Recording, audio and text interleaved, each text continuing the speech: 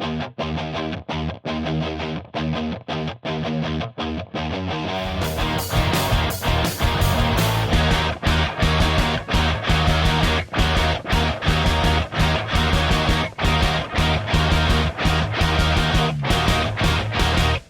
Philadelphia Floor Store is the one-stop shop for your hardwood and sport flooring needs.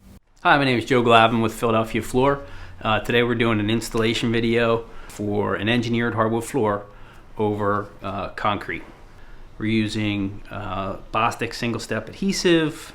We're going to core drill and test the slab for relative humidity. We're going to show you the proper way to trowel adhesive on, the actual install, end cuts, around obstructions, the whole job, soup to nuts, on an engineered pre-finished hardwood floor over concrete. We test the relative humidity of the slab to make sure that the adhesive we're going to use will keep the floor in contact with the cement slab. It gives you an understanding of what's happening inside the slab down a certain percentage in depth, so that when that slab is covered and normal airflow across the slab has stopped, you've now capped it, there's going to be a buildup underneath there of the moisture that used to migrate through. So once it's capped, we want to know what it's going to be, and the only way we can measure that is in the slab, approximately 40%, depending on how the slab itself is drying. We're going to use the Wagner Rapid RH. This one is the 4.0 model. And if you're doing an install of floor covering, period, carpet, tile, vinyl, or hardwood, you want to know what is in the slab as far as moisture. This is a 5-inch slab. We're going to do 40% of that, since it's really just drying in one direction, which is the top. That's going to put us at 2 inches. So I just put a piece of tape down 2 inches from the bit tip. And this bit comes with the kit, as well as a vacuum nozzle, an insertion nozzle, an insertion tool, 4 sensors, and a reader. So we're going to drill down. You got to keep this 90 degrees perpendicular to the floor, and go down 2 inches. It's going to get loud.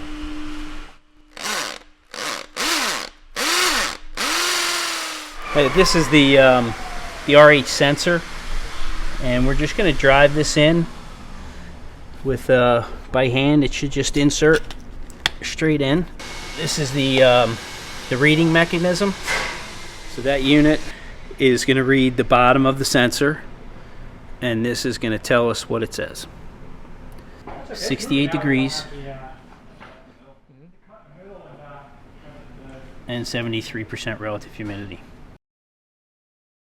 After you've done a relative humidity check on the concrete slab, you want to go ahead and look at the surface of the slab and repair any cracks, seams, flash patch any new conduit pipeways that were put in, or anything that's going to impede the flatness of the floor.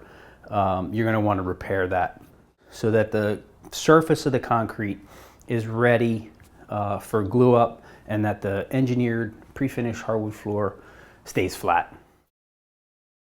When the floor is ready to be installed, you've core tested the slab, relative humidity, you've repaired all the surface imperfections, you're ready to install the floor and start your glue up. You're going to want to strike your lines, depending on the width of the floor. I would come out that far, strike your line, make sure your rooms are square so that you get a nice even edge when you're finished, and you're not cutting a thin piece and putting it right by the doorway. So you want to plan out your install and then set up your lines, snap them, and start laying your floor.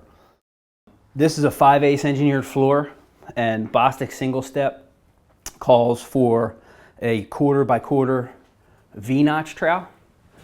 What that's going to do is give you the proper coverage on the bottom of the board, and it's also going to give you the proper spread rate out of your tub. I can't stress it enough.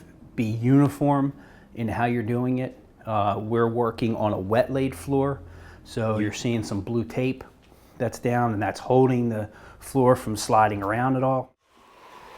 The method that Chris is using here is creating a very even, uniform trowel. And why is that key? Well, one, it eliminates squeeze out.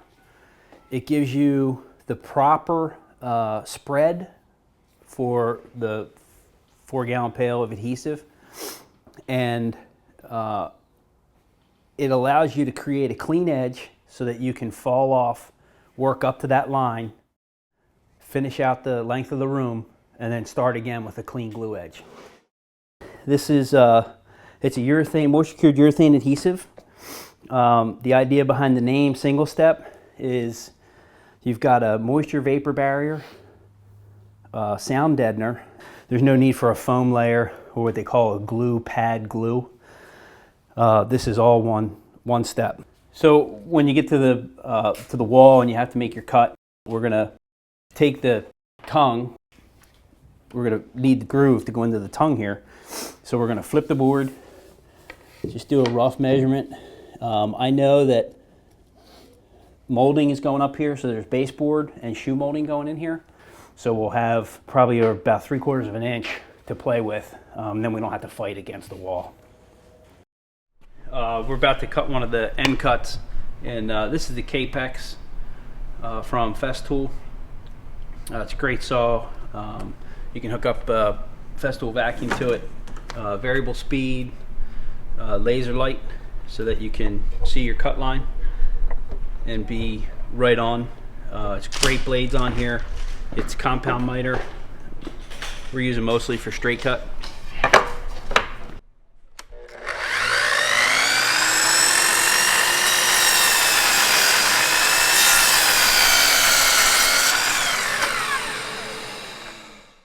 You can see I put the butt in first and then lined up the groove of the length right flush with the tongue so that I don't have a lot of squeeze out when I put it in. I'm just dropping it in and then moving it over. All right, so after the floor is installed, I'm gonna wanna do one final check, go through with one of the Bostik towels and clean up any heavy residue glue that was missed or anything that you might be tracking around, something that was on your knee or your foot. And then once that dries down, go ahead and take a terry cloth towel and just dry buff the floor. Just get on your hands and knees and rub it like you're polishing it almost. That'll take up any of the residue and polish the floor up.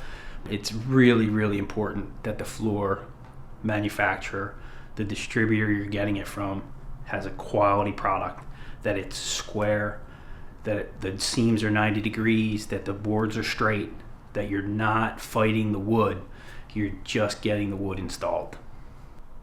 That's the installation of the pre-finished engineered hardwood floor over a concrete slab. Thanks for watching. My name is Joe Glavin at Philadelphia Floor.